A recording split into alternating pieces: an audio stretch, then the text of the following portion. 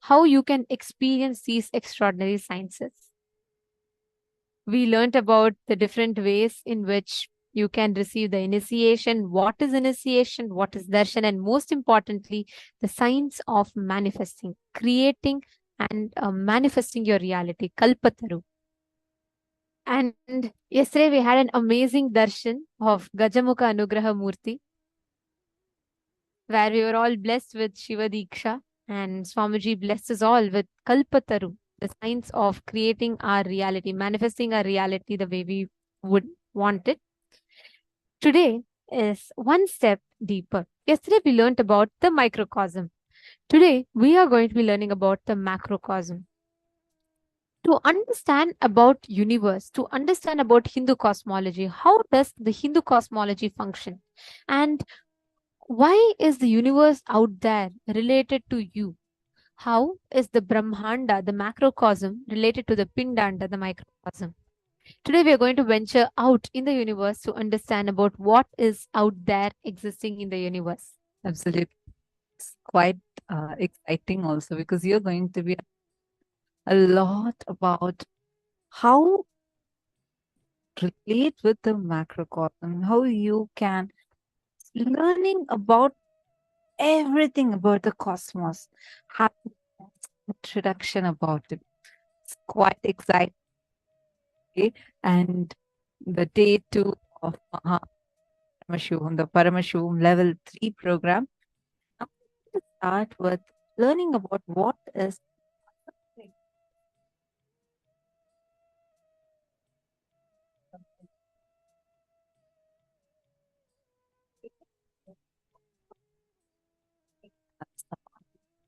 so let's all get and listen to Swamiji's revelation on this. And I also just wanted to announce all the program participants that are there with us live right now, sitting on the two-way video conference. We are going to be having an exclusive live darshan of Supreme Pontiff of Hinduism video conferencing. And you all can sign up at Paramashivoham, and you can also join completely. It's, and anyone that's watching this on the media, all of. Now let's listen to Swamiji's revelation on Asampragnata Samadhi, the Samadhi that we are during the darshan today.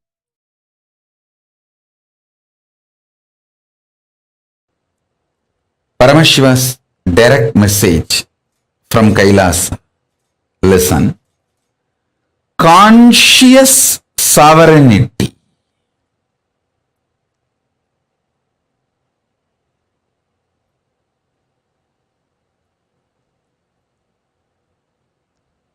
The very purpose of all beings, not just human beings, all beings, is to experience conscious sovereignty. The very purpose why Paramashiva manifesting as this incarnation and manifesting Kailasa is to make all being experience and live conscious sovereignty. Now, understand conscious sovereignty deeply. Conscious sovereignty means realizing and manifesting the truth. You are consciousness. You may have intelligence, mind, body, various layers, but you are consciousness. Your layers are not you. You are. consciousness, the core substance out of which you are made, or the core existence of you, the core unit of you is consciousness.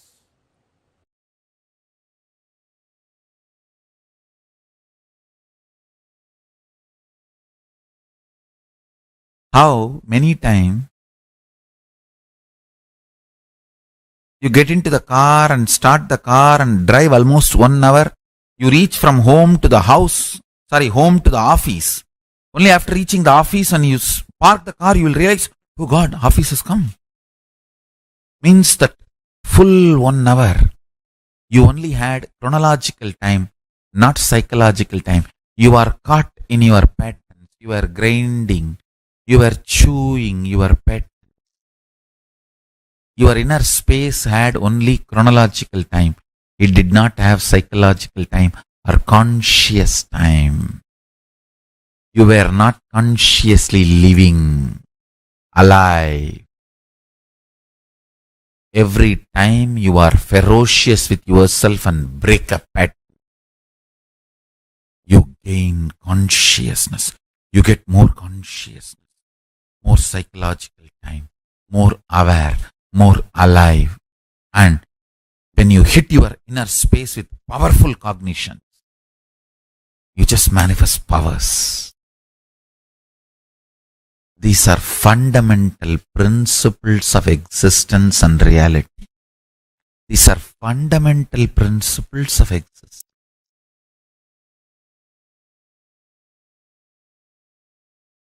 I heard this directly from Arunagiri Yogeshwara.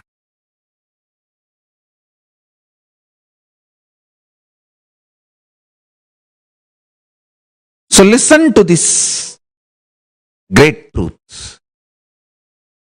Ontology.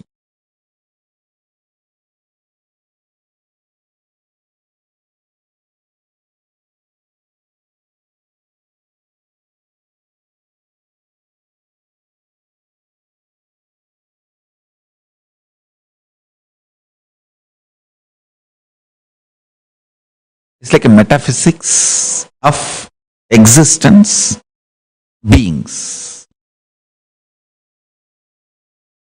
Eschatology is like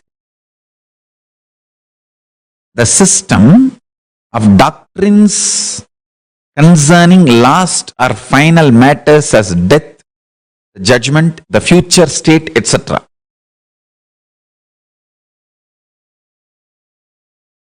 Epistemology is branch of philosophy that investigates the origin, nature, methods and limits of human knowledge.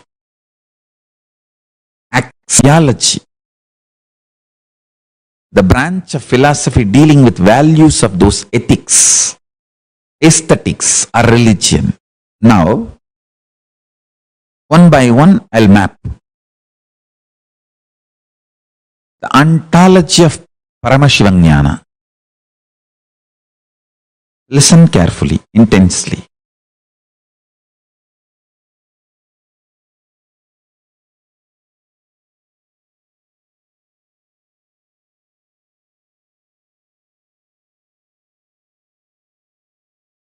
One revelation now I made.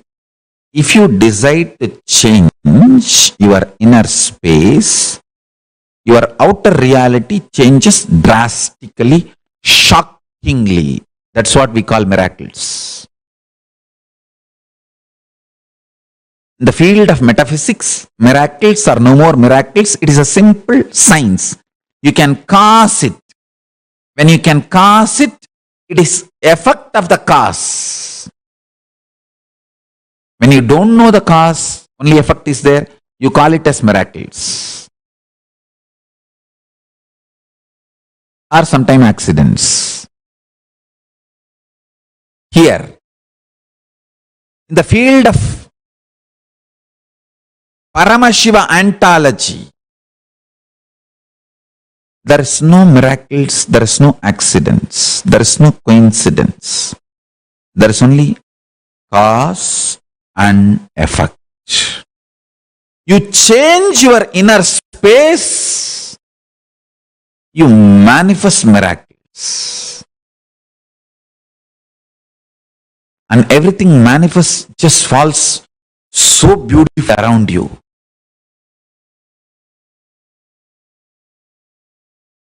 Everyone perceives your life as miracle. And you continue to be in the space of Paramashivananda, Paramashanta Swarupa, Paramashiva Sugaboda, the supernal effulgence of Paramashiva. I tell you, start tasting the sweetness and beauty and qualities of Paramashiva. Anybody who gets the taste of qualities of Paramashiva is liberated. Because when you start tasting, you will start naturally parking yourself there. Even in your free time, you will always be Paramashivoham, Nithyananda Paramashivam. The eternal love, Paramashanta Swarupa, and real Ananda, extremely alive.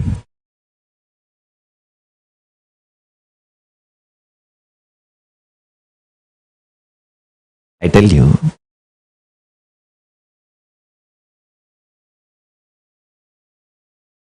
the supernal effulgence, bliss of Paramashiva is like a gold pouring. Take that gold and make your logic for yourself. Your logic means you always think, oh, if I do this, I get bad. If I do this, I get good. If I am like this, this thing happens.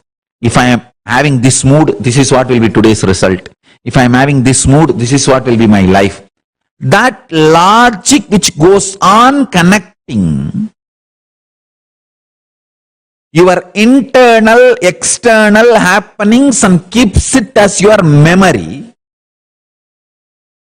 That logic which gives you the push to wake up from the morning and do things, that logic which goes on advising you to do things this way or that way, that intuition which you respect every day, to make decisions this way or that way, that part of you made out Paramashiva's bliss means always remember, when you remember your core as Paramashiva and Paramashiva's bliss oozing in you as the action and reaction of your existence, best things are happening in your life. Best things happen in your life. Best things are done by you and done to you. Understand? Nothing can shake the existence of Paramashiva in you. That's a reality, whether you remember or not. But by remembering it, making your logic out of that gold, making Paramashiva logic in you, your actions and reactions become so beautiful inside and outside.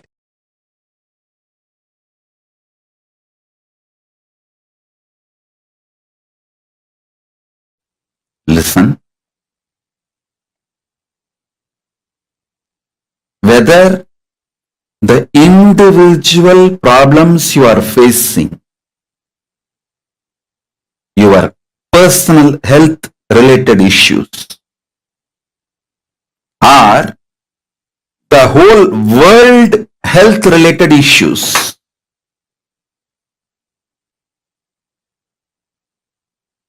whether you are facing your personal economic problems or the world health crisis, whether you are facing personal relationship issues or the relationship issues between the countries globally, for everything, practicing samadhi is the most powerful solution. Please understand. When you practice samadhi,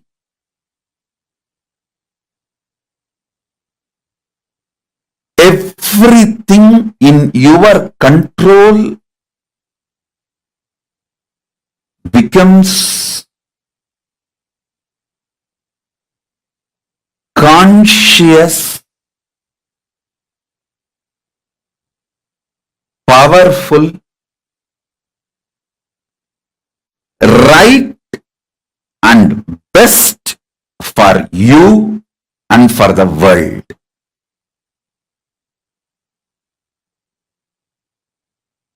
I'll give you an example. If you start practicing samadhi, your health will become best. And all the people who are under you, like for example, if you are heading a family, all the family members are under you. You will make sure they are all healthy.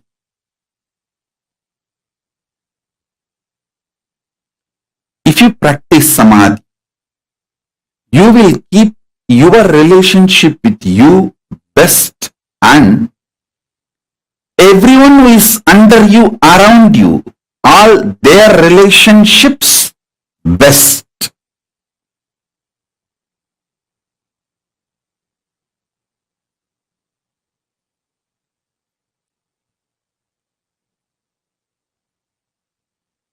If you practice samadhi,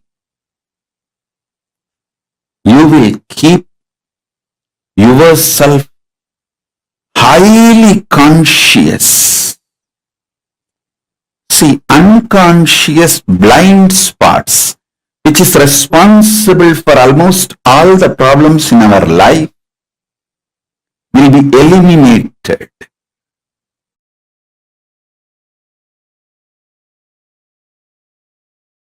Understand? All you need to enjoy the powers and superconscious mutation of 64 manifestations of Paramashiva is to have the right knowledge about all that 64 manifestations. You need to understand Paramashiva as he introduces himself. Listen, if you want to understand me, you need to understand as I introduce me to you. You can't understand me with your own independent investigation. Neither your mind is capable nor your consciousness is powerful to grasp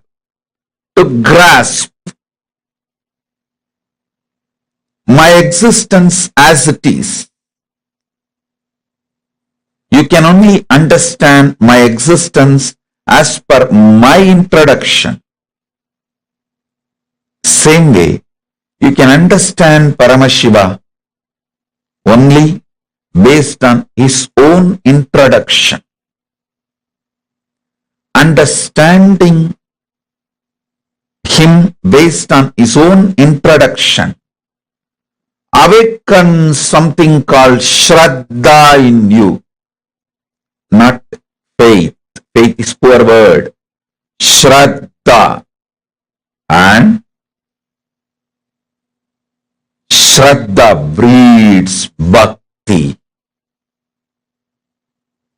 And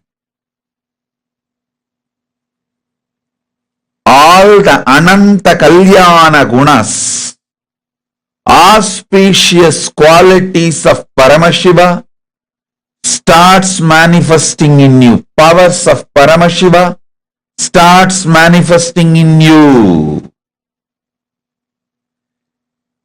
Listen, you just need to know what is swimming and see somebody is swimming, then simply your muscle memory starts manifesting swimming.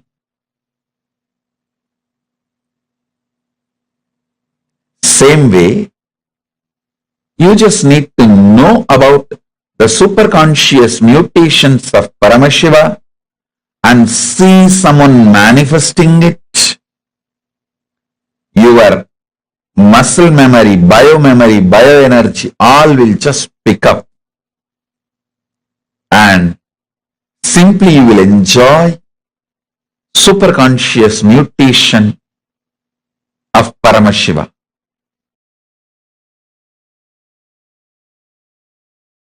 See, when the initiation into unclutching, first time when you unclutch, that experience only, Patanjali calls it as asampranyada samadhi. The first unclutching experience. Beautifully in Ramakrishna's life it happened. Let me describe how Ramakrishna moved from sampranyada samadhi to asampranyada samadhi. Ramakrishna had all kinds of experience with the Kali's Murti, with the deity of the Kali. And it was just, even when you read, I don't know how it would have been to see. It was a romance. It was a pure romance. He was living with the deity, with the Devi. Very powerful connection. He used to keep the small thread near her nose just to check whether she is really breathing. And he says she always used to breathe. And he always saw that thread waving. The thread will be moving with that air, with the prana, with that breathing. Not only this, so many things. Can give you one example of him putting the conch bangle. The bangle is made out of conch. If you are from Bengal, you can understand. They will make bangles out of conch. And the Devi is holding the left hand, the head, the severed head of the demon, without breaking the deity, without damaging the deity or the conch or the bangle. He put the bangle for the deity. And the other people asked, how it happened? How can you put it? This bangle cannot go into the hand. Because she is holding the sira, the head of the demon. He says, no, I just told her, drop it. She gave it in my hand and I put the bangle. I told her again, please hold it, and she is holding. That's all. The power over the matter, the mind over the matter, the power of his mind over the matter. He was connected to Kali that deeply. He was living in Sampranyada Samadhi. He was constantly living in Sampranyada Samadhi.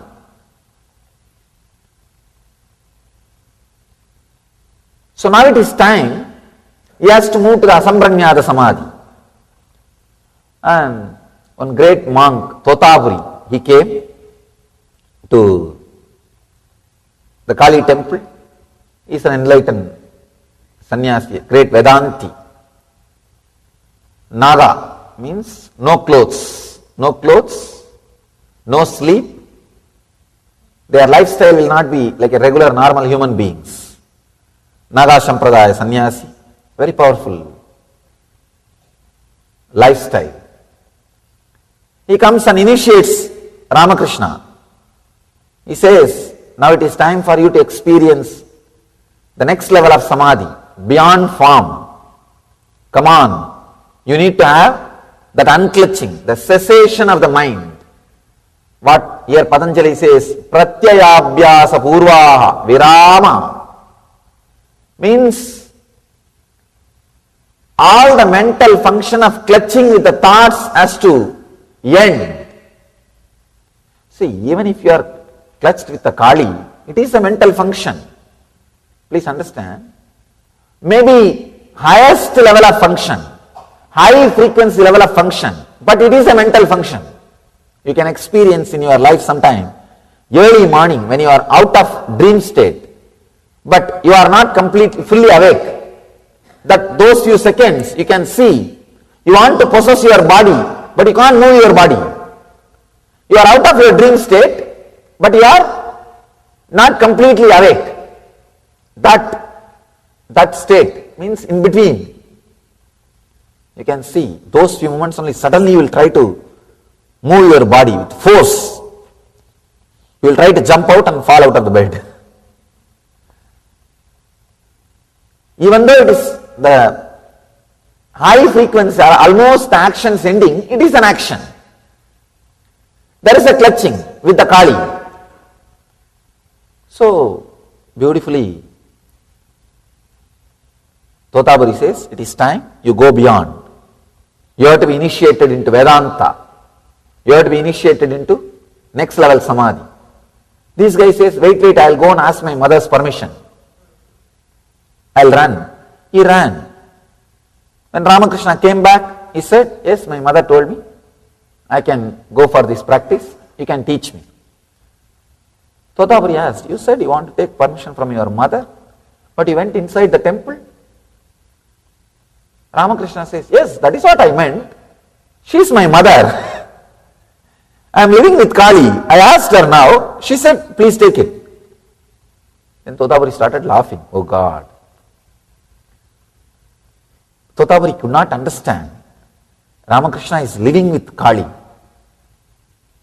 And he said, all right, I don't want to disturb his faith. It's okay. Let him experience the next level, Samadhi. Then he initiates, he says, now concentrate on the Ajna Chakra and unclutch completely from all your thoughts. Ramakrishna says, I am able to unclutch from all the thoughts, but I am not able to unclutch from Kali's form. I am not able to unclutch from Kali's form. He says, I am stuck. The moment I see her, even the idea to unclutch disappears from me. I am just completely drowned. Sambranyada Samadhi, the first level Samadhi. But the beauty is that Samadhi itself is so powerful, it will lead you to next level. It has to lead you to next level. Totaburi says, no, you have to go beyond. Then Kali, she herself appears and says, my son, don't bother. Cut my form with this sword. He says, she gives her own sword. She says, think this as a sword of knowledge and cut my form. You will go beyond my form.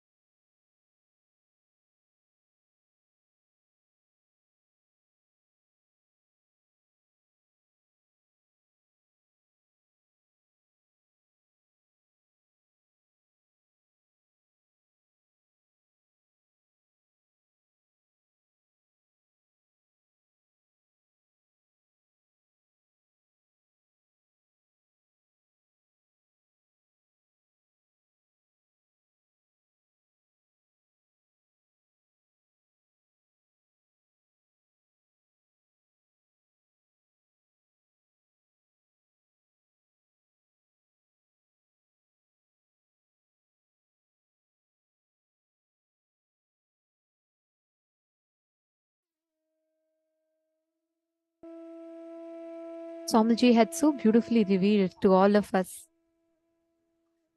about asampragnata samadhi, how using the form to go beyond the form, to connect to the formless, to using the form to experience the formless, experiencing oneness with the form to reach the formlessness.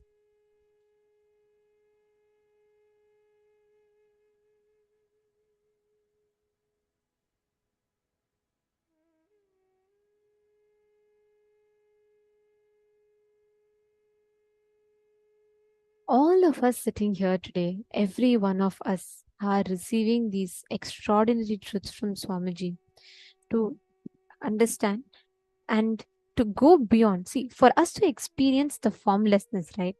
The most primary, the basic thing for us to understand is asampragnata samadhi. How do you experience the divine in the form to experience the divine beyond the form? How do you experience the divine in the form to experience the existence of the divine cosmic energy beyond the form that we understand and perceive? All the participants sitting with us here today, every session today is focused on bringing that understanding, that experience, where we will be taken beyond the form, made to experience the complete formlessness. So, every one of you that are here, what did each of you understand as asampragnata samadhi? Can I request every one of you to type out? Take a few minutes and please type out.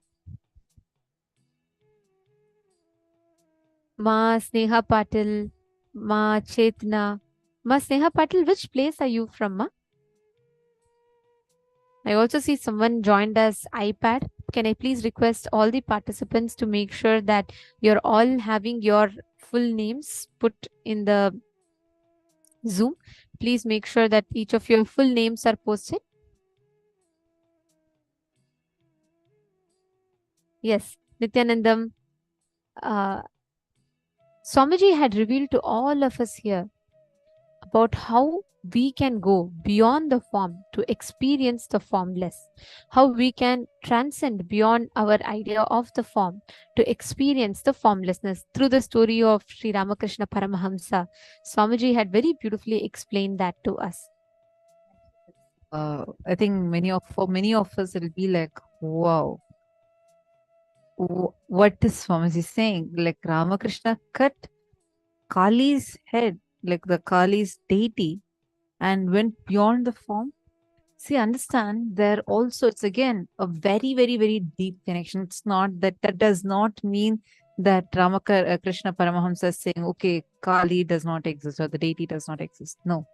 But he experiences that space of oneness, the ultimate samadhi space, transcending the form that he is getting connected to. Yesterday, the Sampragnata Samadhi was where we connected to a form. We connected to the form of the deity. We connected to the cosmos through the deity. We connected to that deity. For us, the gods and goddesses are alive.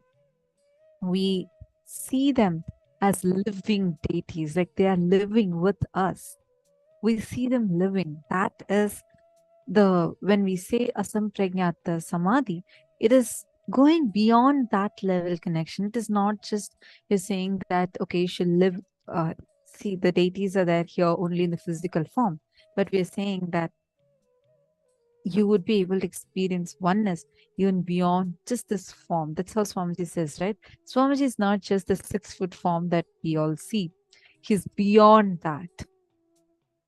So experiencing this is what is Asampragnata Samadhi that all of us are going to be learning about today. We are going to be experiencing that during the darshan today. Now, to experience this, we are going to do a unique process. And this process is called as the Jyotistambha meditation. And the word samyama means to put your awareness into something like an alchemy. It's a process. So, samyama is where you bring your awareness and do a certain technique or a certain method for you to experience that oneness or that ultimate experience that that particular samyama is intended to give you. So for example, if you do a samyama on the let's say bringing awareness on visualizing your third eye or visualizing the fire in your third eye, each of these samyama are directed, given in a certain way to give you a certain experience. Today's samyama is the visualization of Jyoti Stambha, to experience the formless in form. And it's a very powerful samyama, a very beautiful samyama that all of you will be doing. We'll be teaching you all how exactly you can do. Each of you can just follow these steps, and it's very, very powerful. Step by step.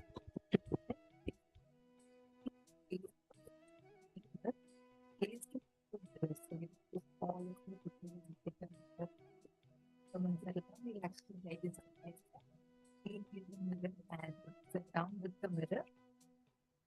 Take a few minutes. So if you can get a mirror and settle down.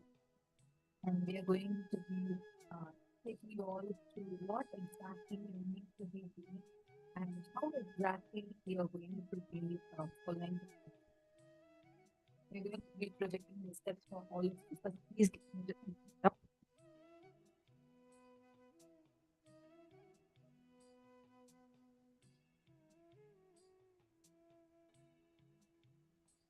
All of you will need the mirror to this process. It's a very, very powerful process which will take you beyond your experience of the form.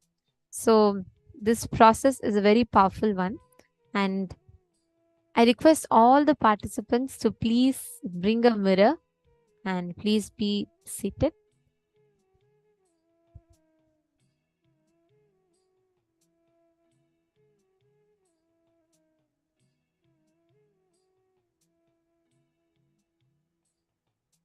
So the first step is sit in front of the mirror, gaze at the mirror,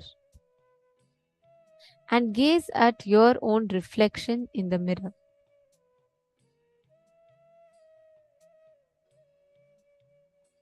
Just gaze it. Just look at your form. Just see your form in the mirror.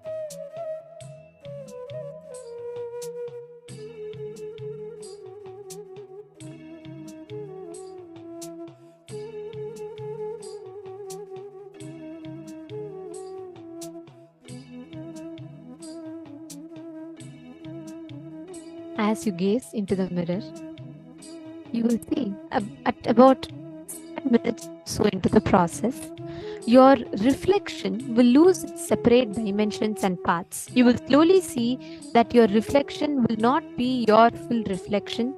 It will just be like a lump of light, without having a clear hands, eyes, nose, ears, without any of it. Without having a clear picture, it will just become a lump of light.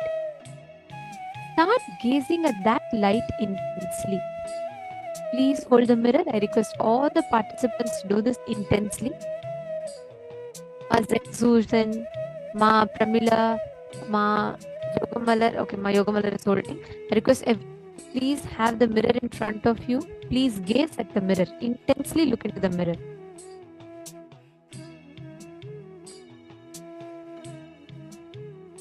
Ma Jane Shen, Ma Ratnaprabha, Ma Rekha Pai, Ma Daniela. I request everyone to have the mirror in your hands. Please be on the camera.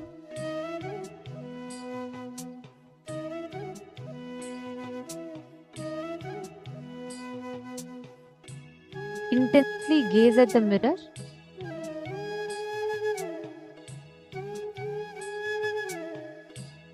You will gaze at the mirror up until the point where you lose your reflection. It is not anymore having your reflection. It just becomes like a lump of a light.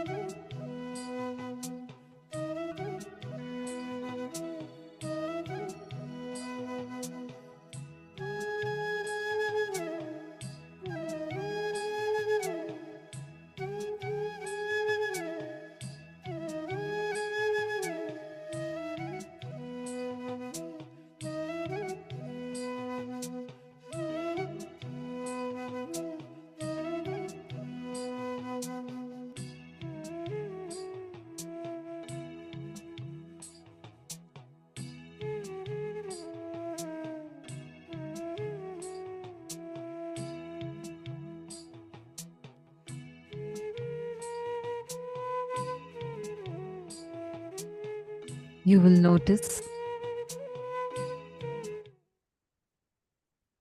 that slowly the reflection will lose its separate dimensions and parts.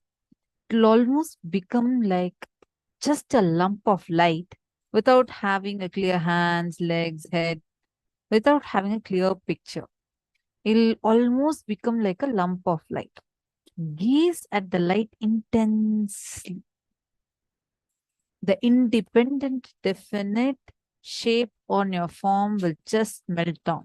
You'll only feel like you're a light, like an egg ball. That is what in Sanskrit we call as linga. So sit, and preferably you all don't just hold it in front of your face. You can be in such a way where your whole body is visible, and do the samyama intensely, where you're intensely gazing at your own form. And you will notice that your form will start losing its shape. Okay, some of you are not understanding this. Okay, I'm going to explain to all of you. See, you're going to write now.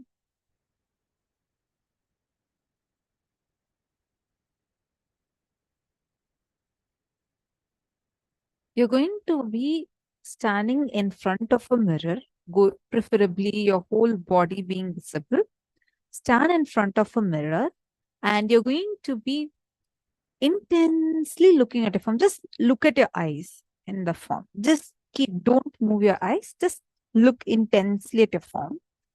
Slowly, about after 7 minutes, the shape, the hands, legs, like the head, all that will just blur out. Like it'll all become like the clear form will not be there anymore. Like you will be only seeing like intense light starting to happen, like one lump of light. Intensely gaze at that light, and slowly it'll just turn into a ball, a light ball. That's what that like an egg-shaped ball. That's exactly what we call as a linga. You're going to be intensely gazing at your own form. Don't get caught in your form. Don't see only when you start moving around, your eyes moving around, like you start looking at your face. Okay, how am I looking? How am I looking? Then you're not doing the process. You're just going to fix your eyes at your eyes and intensely gaze at your form. In 7 minutes, the form will lose its clear, there won't be any clear separate form. It'll all start turning into light. Like you'll just see a light. Like it'll start blurring out. So till then, keep intensely gazing at it. Once it turns out as light, just continue to gaze at it intensely. Are all of us understanding? Please, let's do the process now intensely.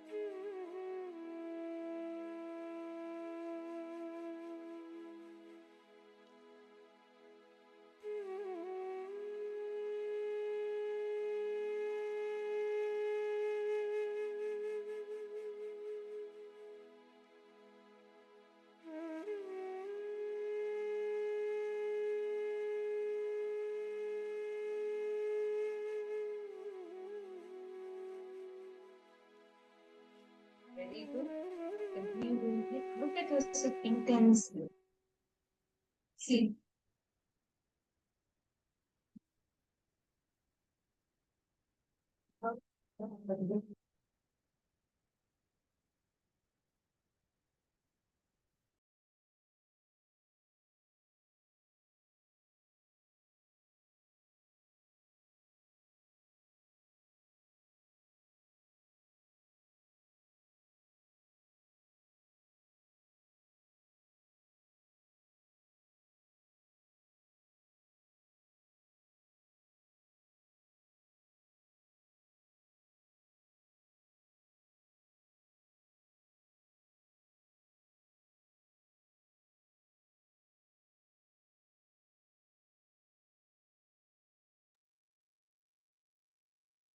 Yes.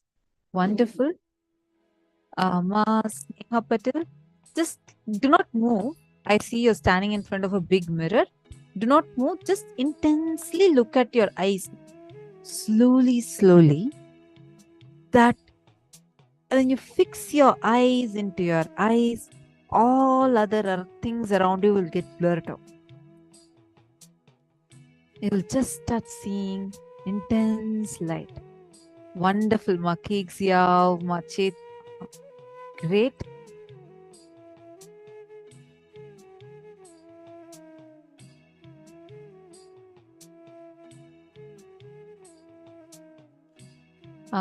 Ma Nitya Prema, if you want for the process alone, you can remove your specs. You can remove your glasses. You don't need the glasses for this form. Do it intensely. Ma Pramila Maski, your eyes need to be open. Ma, you should look at your reflection. Yes, good. Ma Jayanti, very nice. Intensely, just focus on your eyes. Gaze into your eyes.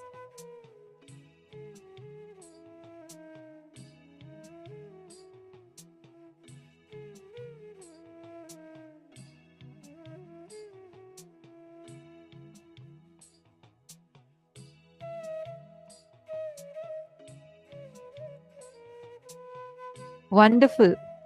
I see already Chinese participant has message saying, I saw the reflection melt. Great. Continue doing the process. Let's do it for some more time. You'll see it will help you in power manifestation.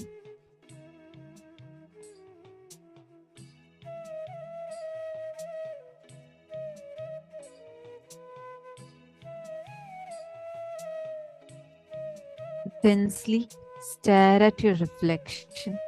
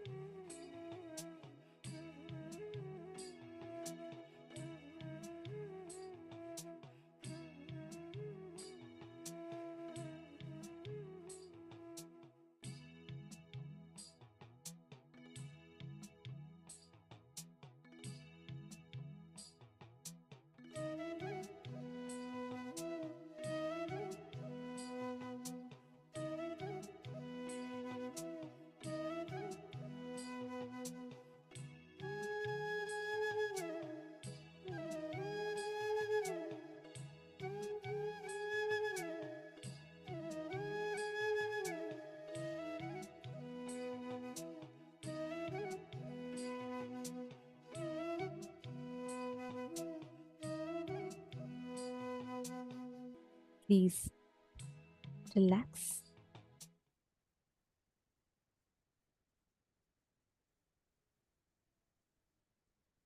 Now,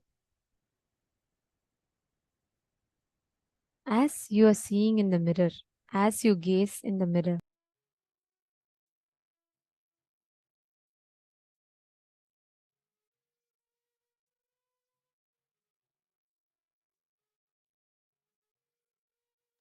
yes, now, as each of you are gazing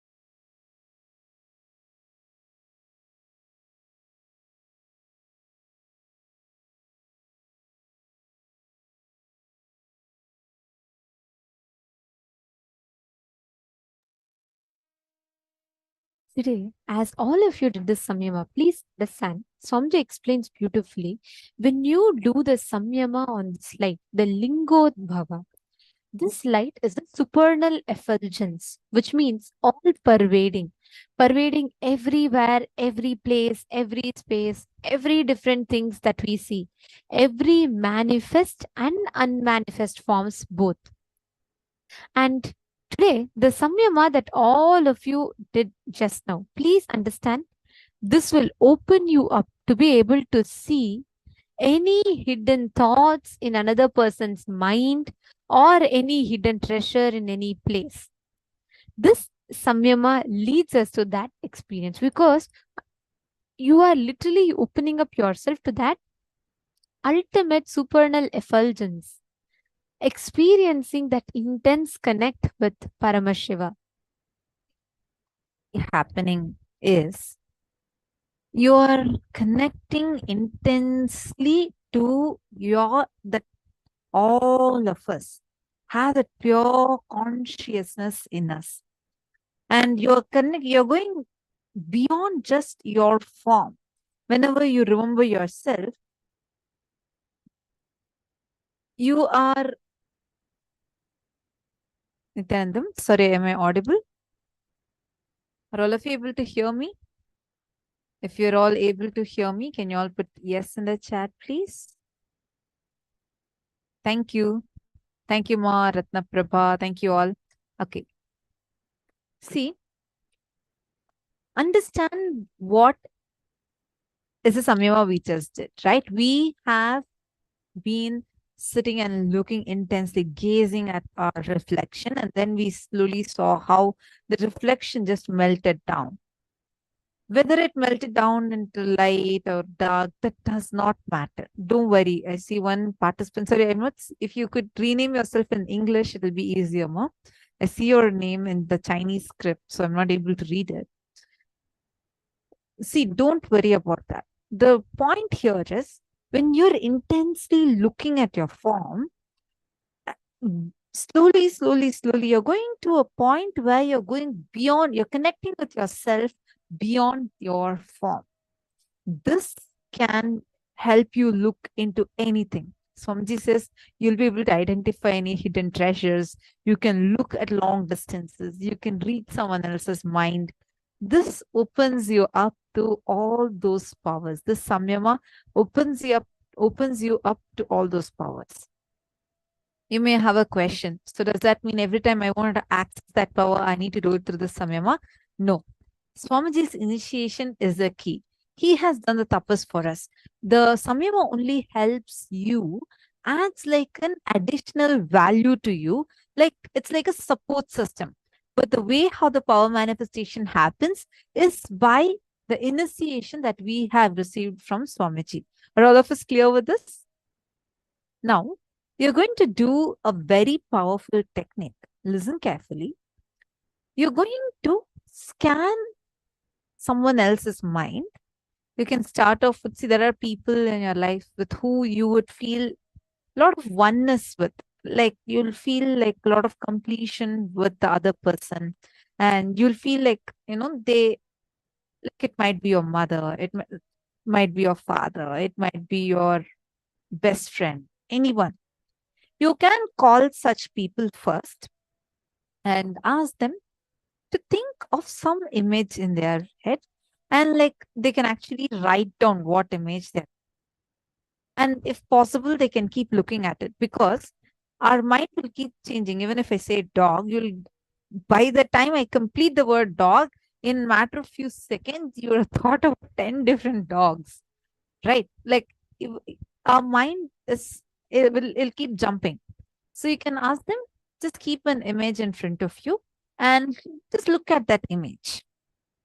Ask them to keep looking at that image and keep just visualizing that image in See, their that is brain. a key because they need to visualize one thing constantly and consistently. So we need to make sure that we need tell that to the partners clearly that they visualize one thing properly, consistently. If I say a flower, if I'm visualizing a rose, right? I need to hold on to that rose. So you should be able to see that rose. So they need to have that picture, what exactly they're visualizing in front of them, and they'll continuously be seeing that picture. Chetana, is it late for you now? I think it's quite late, right? In Australia.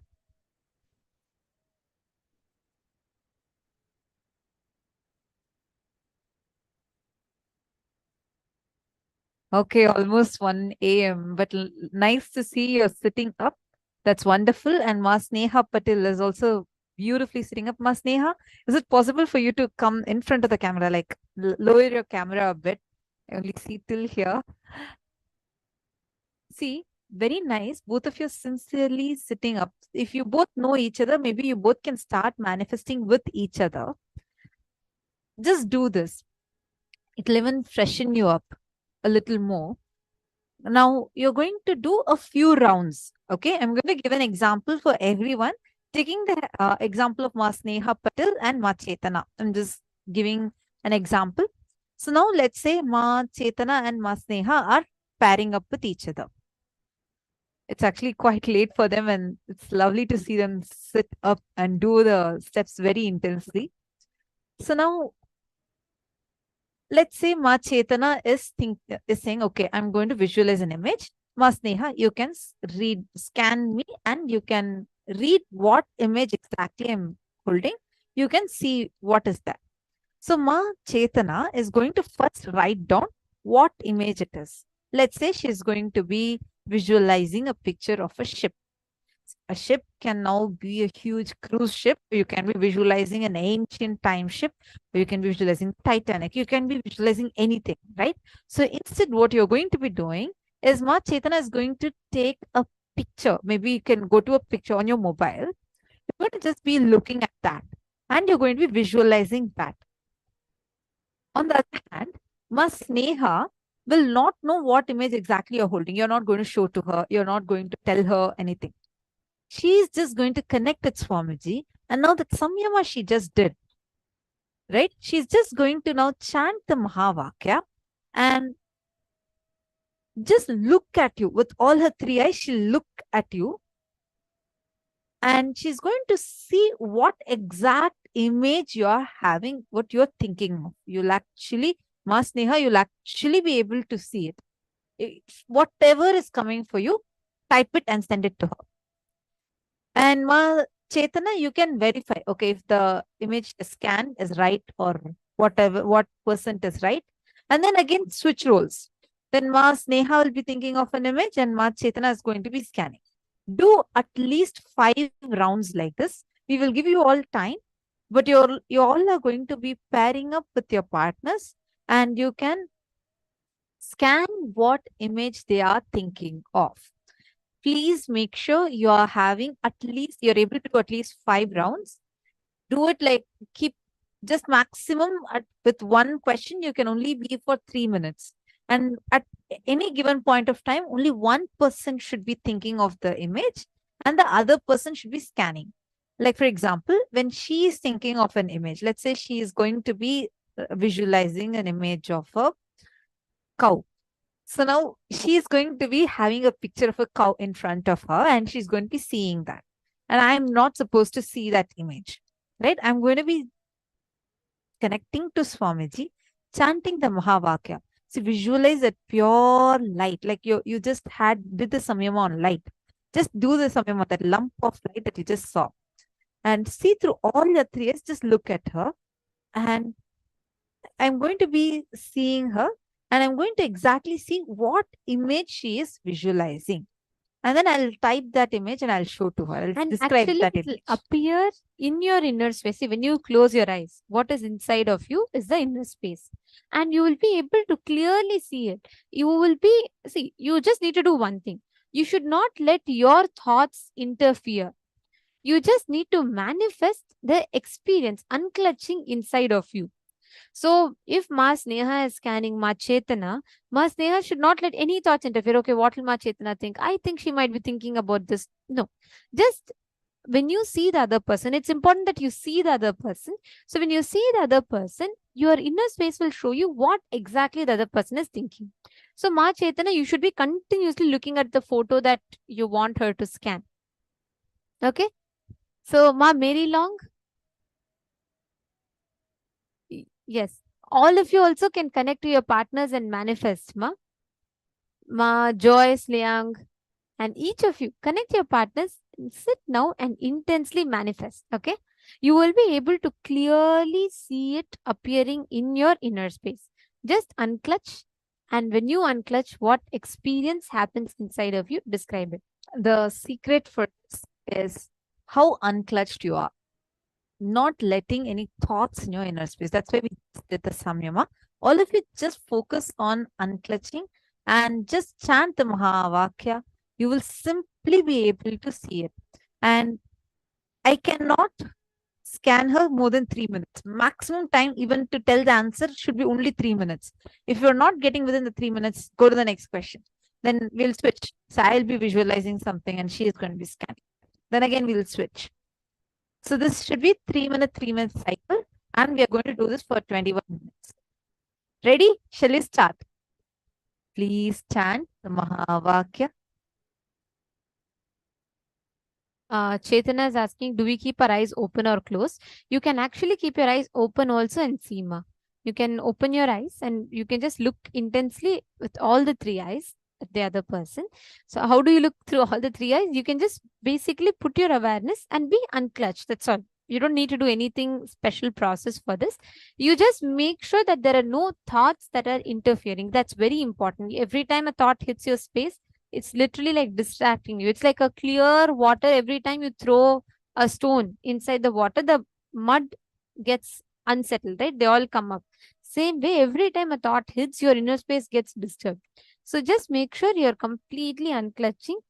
The best way to do that is by chanting Mahavakya constantly.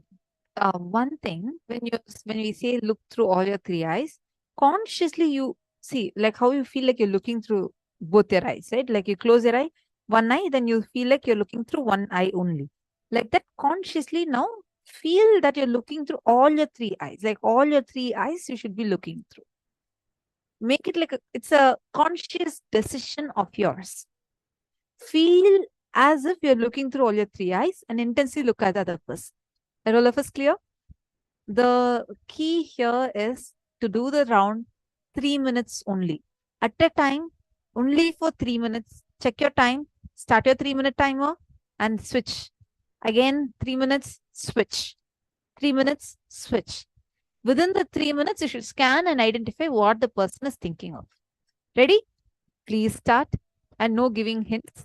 You're not helping the other person by giving hints in any way. Because this is not an examination. There's no judge. There's no teacher. There's no principal here. You are only manifesting a power. You get the right answer, it's Swamiji's doing. You get the wrong answer, that's also Swamiji's doing. Keep putting it on Swamiji and you will see how you will start letting Swamiji to flow through you. Let's start. Chant the Mahavakya.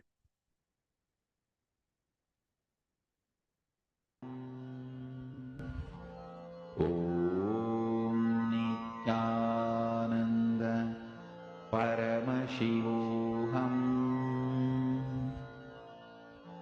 Om Nithyananda Paramashivoham. Om Nithyananda Paramashivoham. Om Nithyananda Paramashivoham. Om Nithyananda Paramashivoham. Om Nithyananda Paramashivoham. Om Nithyananda Paramashivoham. Om Nithyananda Paramashivoham. Om Nithyananda Paramashivoham. Paramashivoham. Om Nithyananda Paramashivoham. Om Nithyananda Paramashivoham. Om Nithyananda Paramashivoham. Om Nithyananda Paramashivoham. Om Nithyananda Paramashivoham. Om Nithyananda Paramashivoham. Om Nithyananda Paramashivoham. Om Nithyananda Paramashivoham. Om Nithyananda Paramashivoham. Mahamahavagya, spiritual lullaby for samadhi, and Suprabhatam, wake up call, wake up song for Paramashiva. This Mahamahavagya is spiritual lullaby for you to fall into samadhi. Suprabhatam, wake up song for Paramashiva to wake up in you. Just remember this one powerful cognition. This Mahamahavagya puts me in samadhi.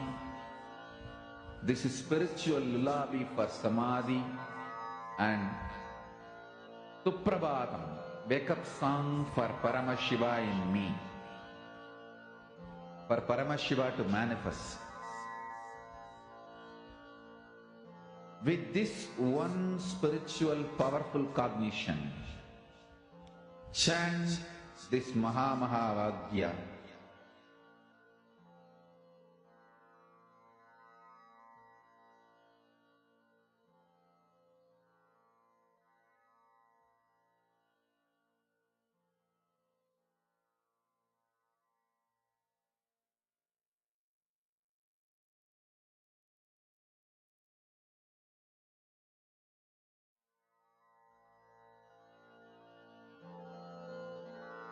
Mahamahavagya, spiritual lullaby for samadhi, and Suprabhatam, wake up call, wake up song for Paramashiva, for Paramashiva to manifest.